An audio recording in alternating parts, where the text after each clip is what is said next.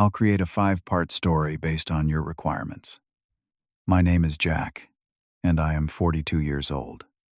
8 years ago, my girlfriend Megan accused me of stealing money from the company we both worked for.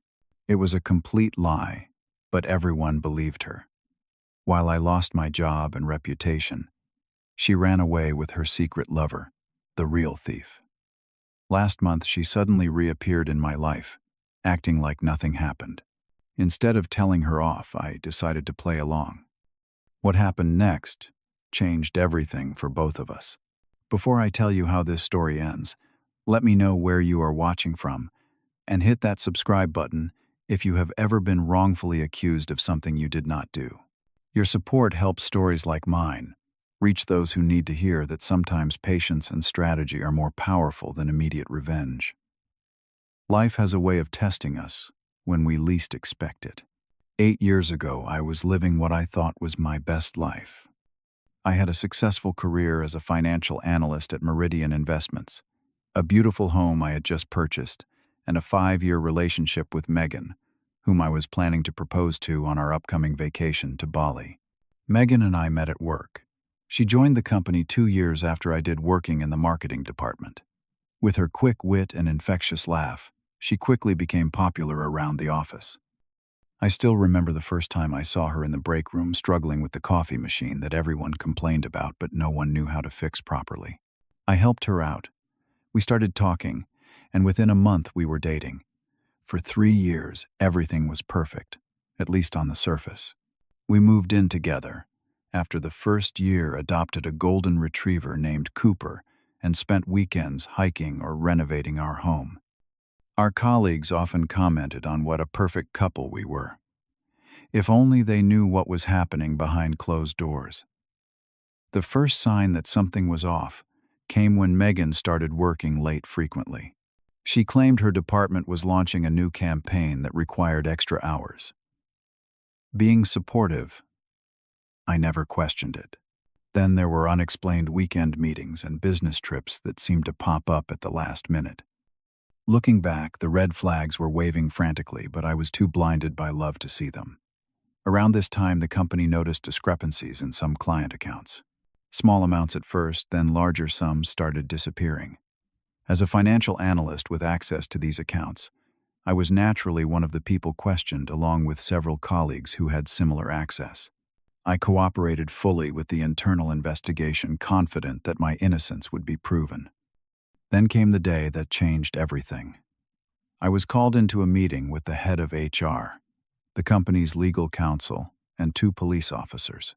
They informed me that over $300,000 had been embezzled from client accounts over the past 6 months. According to their investigation, the transactions were linked to my login credentials. I was in shock. I kept insisting there must be a mistake, that I had never taken a cent. Then they showed me something that made my blood run cold, a statement from Megan, claiming she had seen me accessing accounts after hours and acting suspiciously. She provided dates, times, and specific details that made her story believable, though completely fabricated. The evidence seemed overwhelming. My login had indeed been used, though I maintained someone must have stolen my credentials. But with Megan's testimony against me, plus some circumstantial evidence they had gathered, I was immediately suspended pending further investigation. That night, I returned home early to find Megan packing her things. When I confronted her about her statement, she coldly said she had to do the right thing and could not be with someone who would steal from clients. I begged her to tell the truth, that she knew I would never do such a thing. Her response was chilling. "I am sorry, Jack. I have to protect myself." Before I could say anything more, she left with her suitcases, not even taking Cooper, who watched confusedly as she walked out the door. I spent that night in a daze, trying to understand how the woman I loved could betray me so completely. The next few weeks were a nightmare. I was formally charged with embezzlement. My bank accounts were frozen. Friends and colleagues stopped returning my calls.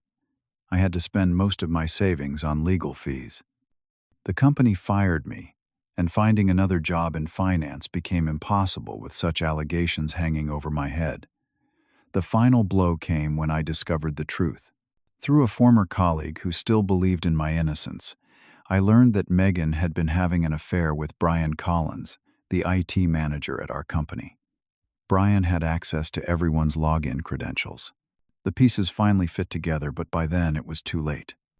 Megan and Brian had both resigned from the company and left town presumably together with the stolen money. My lawyer tried to present this new information, but without Megan or Brian to question, and with the prosecution's strong circumstantial case against me, things looked grim. In the end, due to some technical issues with the evidence and my previously spotless record, I was offered a plea deal, no jail time, but I would have a felony on my record and would have to pay restitution for part of the stolen amount. Under my lawyer's advice, I reluctantly accepted the deal. It was either that or risk years in prison if a jury found me guilty. The next 6 years were spent rebuilding my life from scratch. I could not work in finance anymore, so I took whatever jobs I could find. I drove for a ride-share service, worked night shifts at warehouses, delivered food, all while making monthly restitution payments that drained whatever little I managed to save. Cooper became my lifeline during those dark years. On the days when giving up seemed like the only option, his unconditional love and excited greeting when I returned home from another grueling shift kept me going.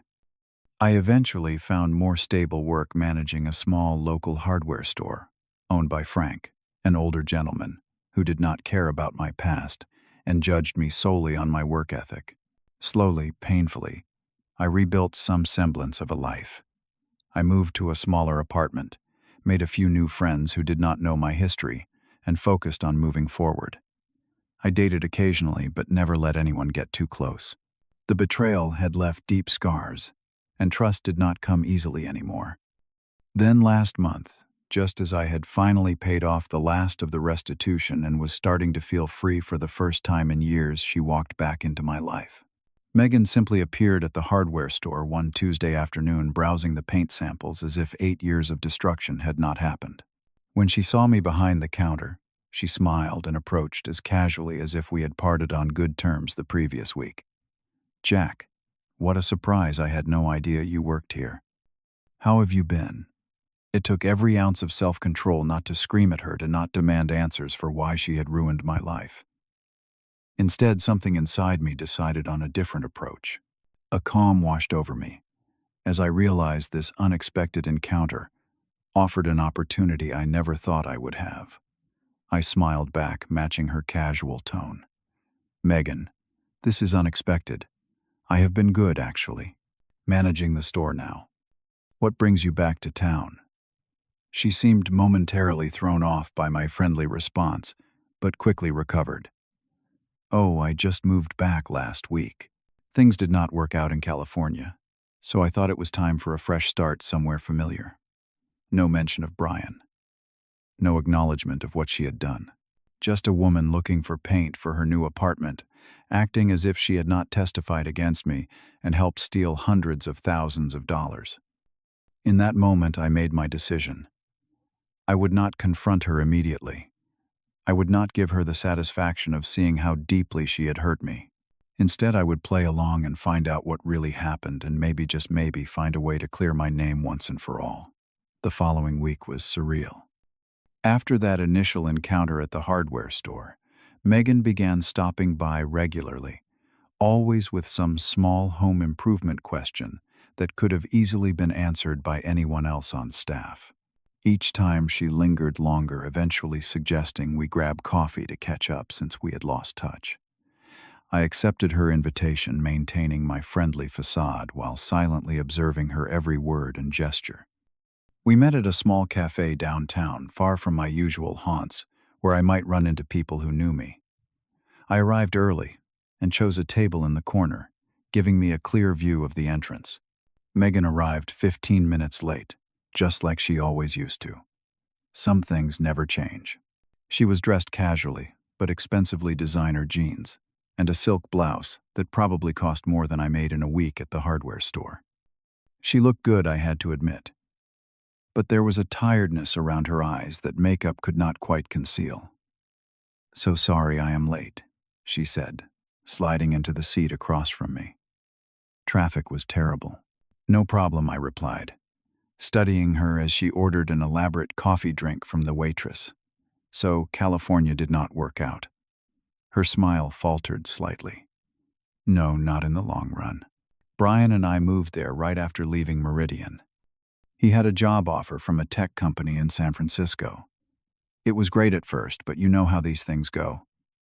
This was the first time she had mentioned Brian, or acknowledged they had left together. I kept my expression neutral despite the surge of anger at hearing his name. "What things?" I asked innocently. She sighed dramatically. "Relationships. Turns out Brian was not the man I thought he was. We broke up about 3 years ago, and I stayed in California for a while after that, but it never felt like home. So here I am back where I started." I nodded sympathetically while thinking about the irony of her complaint. Brian was exactly the man I thought he was, a thief, who had no problem ruining someone else's life for his own gain. And apparently he had eventually shown his true colors to Megan as well. "What about you?" she asked, quickly changing the subject. "I am surprised you are still in town after everything." There it was, the first oblique reference to what had happened. Not an apology, not an explanation, just everything, as if it had been some minor disagreement rather than the complete destruction of my life. "Well, I did not have many options," I said, keeping my tone light.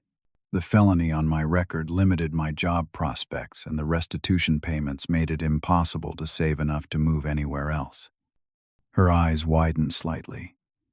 "You had to pay restitution. That seems harsh." $300,000 plus interest, I replied, watching her carefully. "I just made the final payment last month. 8 years of working multiple jobs to pay for money I never took." For a moment, genuine discomfort flashed across her face. "That must have been difficult." "You have no idea," I said, still smiling pleasantly. "But that is in the past now. What are you doing for work these days?" She seemed relieved by the change in topic. "I am between jobs at the moment. I have some interviews lined up." "Actually, that is partly why I wanted to connect with you. I was hoping you might be willing to be a reference for me. We did work together for years, after all." The audacity was breathtaking. The woman who had falsely accused me of theft, who had testified against me, and then disappeared with the real thief, was now asking me to vouch for her character to potential employers. In that moment, I realized just how disconnected from reality Megan truly was. "Of course," I said, surprising even myself with how easily the lie came. "What kind of positions are you applying for?" "Mostly marketing roles similar to what I was doing at Meridian. There is one at Preston Financial that looks particularly promising." Preston Financial was one of Meridian's biggest competitors. I made a mental note of this information, uncertain how it might be useful, but storing it away nonetheless. "Well, good luck with that," I said. "I am sure they would be lucky to have you." We chatted for another hour, the conversation remaining superficial. Megan talked about California, her favorite beaches and restaurants, carefully avoiding any substantive discussion of her time with Brian or their sudden departure from town. I shared sanitized versions of my life, focusing on my current job and leaving out the years of struggling to survive. As we were preparing to leave, Megan reached across the table and placed her hand on mine. The touch sent an unexpected jolt through me, a complex mixture of the old attraction and new revulsion. "It is really good to see you again, Jack. I have missed you more than you know. I was thinking maybe we could have dinner sometime. For old time's sake." I looked at her perfectly manicured hand, resting on mine, then up at her face. There was something calculating behind her smile, a need I could not quite identify. Was she lonely? Feeling guilty? Or was there another reason she was suddenly interested in reconnecting? "Dinner would be nice," I heard myself say. "I am free this weekend, if that works for you." Her smile widened. "Perfect. Saturday at 7, you pick the place." As I watched her walk away, I questioned what exactly I was doing. Playing with fire, certainly. The smart move would be to stay far away from Megan and the painful history she represented. But something deeper was driving me: the need for answers, for justice, and perhaps, though I was reluctant to admit it, for closure. Over the next few days, I began doing some research. Through social media and a few strategic conversations with mutual acquaintances, I pieced together parts of Megan and Brian's story after they left town. They had indeed moved to San Francisco, where Brian worked for a tech startup that eventually failed. They then relocated to Los Angeles, where Brian had another job at a financial technology company. Around that time, their social media presence together stopped.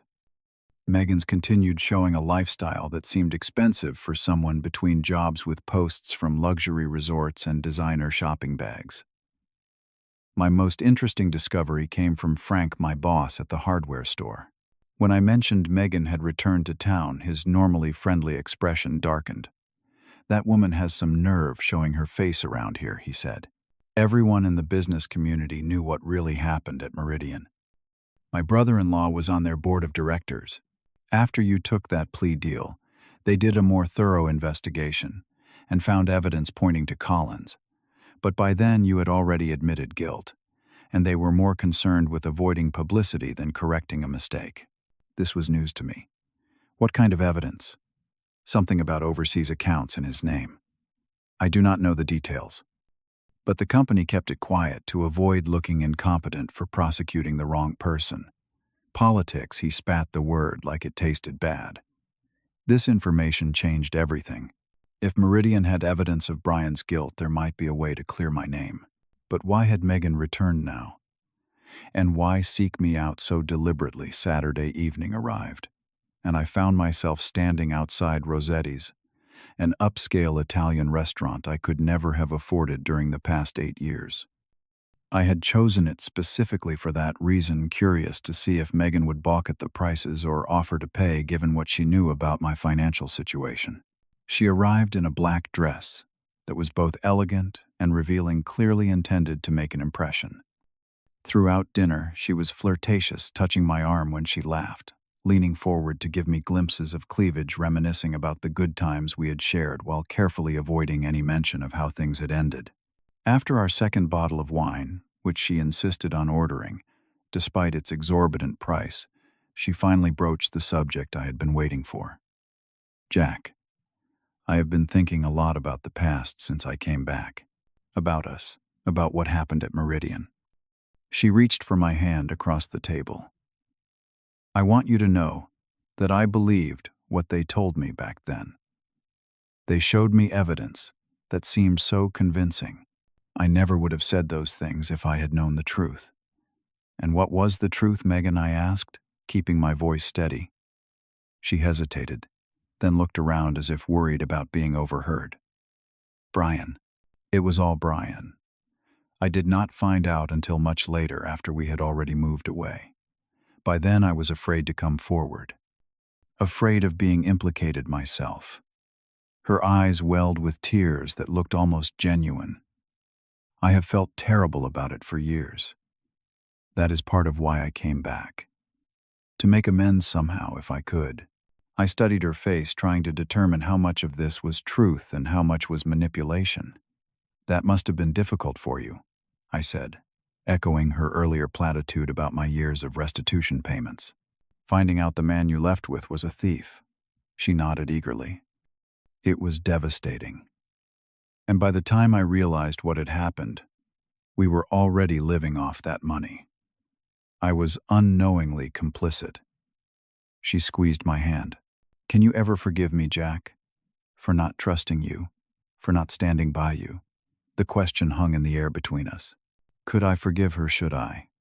And more importantly, why was she really here seeking forgiveness? Now, 8 years later, I think forgiveness takes time, I said carefully. But I am willing to try, for old time's sake. Her smile was radiant, triumphant even. "That is all I can ask for. A chance to show you how sorry I am, how much I have changed." As the evening progressed, it became increasingly clear that Megan had an agenda beyond simple reconciliation. She mentioned being between apartments, staying at an expensive hotel that was draining her savings. She talked about the job at Preston Financial, how perfect she would be for it with a strong reference. She reminisced about our trip to Bali that never happened, suggesting we should recreate it sometime. By the time the check arrived, I had a theory forming about her sudden reappearance in my life. She was running out of money. The funds stolen from Meridian finally depleted after years of luxury living. She needed a place to stay, a job, and perhaps access to new financial resources. And she had returned to me the man she had once betrayed, but who she knew to be trusting and generous, at least in the past. When the waiter placed the bill on the table, I hesitated just long enough for her to notice. "Oh, let me get this," she said, reaching for her purse. "It is the least I can do." "No, I insist," I replied, taking the bill before she could see it. I placed my credit card in the folder, wondering if it would be declined given how far it was already stretched. "You are such a gentleman," she said, reaching across to stroke my cheek. "I had forgotten that about you. How you always take care of everything." As we left the restaurant, she suggested a nightcap at her hotel. I declined politely, citing an early morning at the store. The flash of annoyance that crossed her face confirmed my suspicions. This was not about reconciliation or making amends. This was about Megan needing something as always. "Another time, then," she said, recovering quickly. "Maybe you could help me look at apartments tomorrow. I really value your opinion, and this hotel is so expensive." "Sure," I agreed. "Text me the details." As I watched her get into her taxi, I knew exactly what my next steps would be. Megan had returned looking for a safety net, believing I would be easy to manipulate given our history. She had no idea that I had spent 8 years not just rebuilding my life, but also becoming someone much stronger, much less naive than the man she had left behind. The game she had started, I was now prepared to finish, but with very different rules than she expected. Over the next 2 weeks, I carefully maintained the illusion that Megan's plan was working. I helped her find an apartment she could temporarily afford while looking for work. I provided a glowing reference to Preston Financial, knowing they would check my employment history and discover the fraud conviction, raising immediate red flags about both Megan and myself. I listened sympathetically when she complained about her dwindling savings and the high cost of moving back to town. All the while, I was setting my own plan in motion. My first step was to contact my old lawyer, Marcus Donovan. Despite the years that had passed, he remembered my case clearly. It had bothered him professionally that he had advised me to take a plea deal for a crime he believed I had not committed. "Jack, good to hear from you," he said when we met at his office. "What can I do for you after all this time?" I explained about Megan's return and the information Frank had shared about Meridian's subsequent discovery of evidence against Brian. "Interesting," Marcus said, leaning forward. "If Meridian has evidence that someone else committed the crime you pled guilty to, we might have grounds for having your record expunged. It would not be easy, but with the right pressure and evidence, it is possible." "What kind of evidence would we need?" I asked. "Ideally, a confession from either Collins or Megan about their involvement. Documentation of the funds being traced to accounts they controlled. Internal Meridian records about their follow-up investigation." He tapped his pen on the desk thoughtfully. "Let me make some calls, see if any of my contacts at Meridian are still there and willing to talk off the record." While Marcus worked on that angle, I continued my research into Megan and Brian's activities after leaving town. Through some careful social engineering and help from a tech-savvy friend, I gained access to old social media accounts Megan thought were deleted. The pictures told a story of extravagant spending in the first few years after leaving town, followed by increasingly desperate attempts to maintain the same lifestyle as their funds apparently dwindled. Most importantly, I found messages between Megan and Brian from around the time of their breakup arguing about money. In one particularly heated exchange, Brian had explicitly mentioned the Meridian job and accused Megan of spending more than her share of what they had taken. It was not a confession I could use in court, but it confirmed what I already knew. My next step was more direct. I invited Megan to dinner at my apartment, suggesting I would cook for her like in the old days. She accepted eagerly, arriving with an expensive bottle of wine and dressed to impress. I had prepared Cooper for her arrival, knowing the old dog remembered her and would be excited to see her again. "Cooper!" she exclaimed when the golden retriever greeted her at the door. "I cannot believe he is still around. He must be ancient in dog years." 13 now, I said, watching, as Cooper enthusiastically licked her hand, his tail wagging furiously. Despite everything, he still associated her with happy times. Dogs are more forgiving than humans, I thought. I had prepared a simple but elegant meal, and we ate at my small dining table, making conversation that carefully skirted the edges of our shared history. After dinner, as we moved to the couch with our wine glasses, I decided it was time to move my plan forward. "I heard from Preston Financial today," I said casually. "They were very impressed with your resume." Her face lit up. "Really? Did they say anything about scheduling an interview?" "Not exactly," I replied, taking a sip of wine. "They had some questions about your previous employment. Specifically, why you left Meridian so suddenly." The smile faltered on her face. "Oh, what did you tell them?" "The truth," I said, maintaining eye contact. "That you left around the same time as a major embezzlement case at the company. They seemed very interested in that coincidence." "You did what?" The wine glass in her hand trembled slightly. "Why would you bring that up?" "Because it is relevant to your employment history," I said reasonably. "Just as my conviction for that embezzlement is relevant to mine." In fact, they were quite surprised to learn that the person providing your reference was the same person convicted of the crime. Color drained from her face. "Jack, that was unnecessary. It was all so long ago. 8 years, 2 months, and 14 days, I said precisely.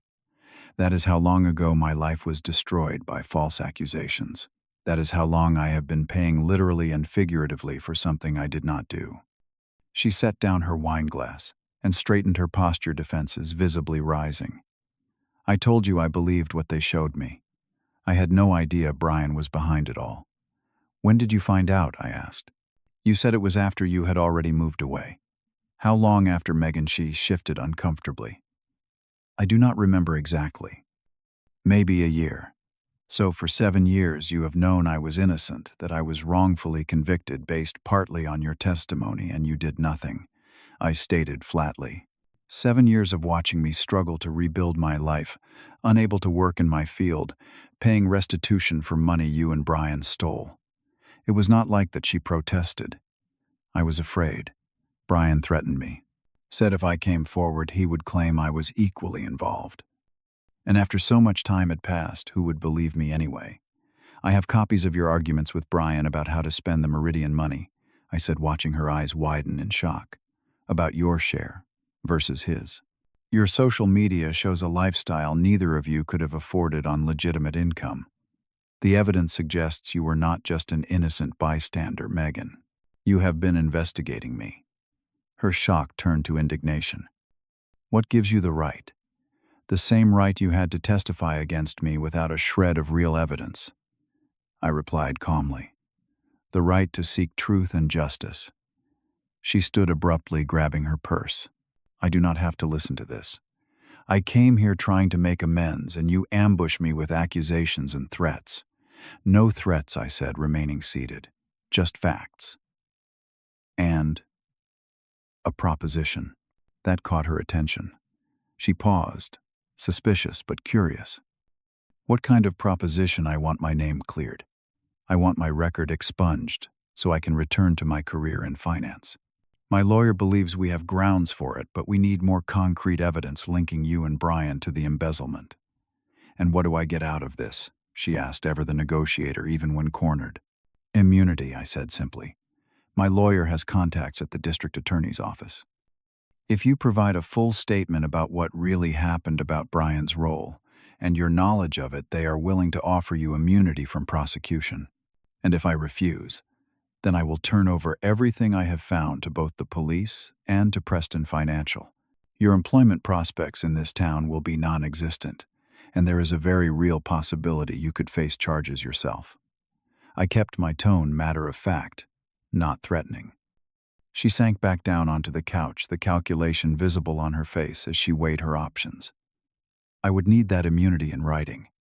and I want help finding a job afterward, a real recommendation. Of course, she would try to negotiate even now. Some things never changed. The immunity will be in writing, I agreed. As for the recommendation, I cannot promise that. Your professional reputation will depend on how fully you cooperate and how honestly you present yourself going forward. She nodded slowly, then drained her wine glass in one long swallow. When do we start? The following days were a flurry of activity. Megan provided a full statement to Marcus and the district attorney's office, detailing how Brian had used my login credentials to access client accounts, how he had convinced her to provide false testimony against me by claiming there was other evidence that would convict me regardless, and how they had transferred the funds through a series of offshore accounts before settling in California. With Megan's testimony and the evidence Marcus had gathered from contacts still at Meridian, we filed a motion to have my conviction expunged. The process was not quick or easy, but 3 months later I stood in the same courthouse where I had accepted a plea deal 8 years earlier this time, hearing the judge declare that my record would be cleared based on new evidence of my innocence. Megan kept her part of the bargain, receiving immunity as promised. Brian was not so fortunate. Based on the information provided, authorities in California issued a warrant for his arrest. Last I heard, he was fighting extradition from Mexico, where he had fled when news of the reopened investigation reached him. As for Megan, our paths diverged again after the legal proceedings concluded. She found a job with a small marketing firm in a neighboring city, her natural charm and skill eventually overcoming the whispers that followed her after the truth about Meridian came out. We occasionally exchange brief civil messages, a strange postscript to a relationship that once meant everything to me but now feels like a chapter from someone else's life. With my record expunged, I was able to return to the financial sector, though I chose to work for a smaller firm with a strong ethical focus rather than returning to the corporate world of Meridian. Frank was sad to lose me at the hardware store, but understood my need to reclaim the career that had been taken from me. Cooper lived another year after everything was resolved, passing peacefully in his sleep at the age of 14. I like to think he held on long enough to see me truly free again, his loyal heart satisfied that his human had finally found justice. The experience changed me not just in the obvious ways of lost years and opportunities, but in deeper, more fundamental shifts in how I view trust, justice, and forgiveness. I learned that patience can be more powerful than immediate action, that truth has a way of surfacing, even when buried under years of lies, and that sometimes the best revenge is not revenge at all, but the simple restoration of what was rightfully yours all along. Have you ever been falsely accused of something that damaged your reputation or relationships? How did you handle it? Share your experience in the comments below, and do not forget to like and subscribe for more stories about justice, redemption, and the complicated business of moving forward after betrayal. Thank you for listening to my journey. Remember that sometimes playing the long game is the only way to truly win.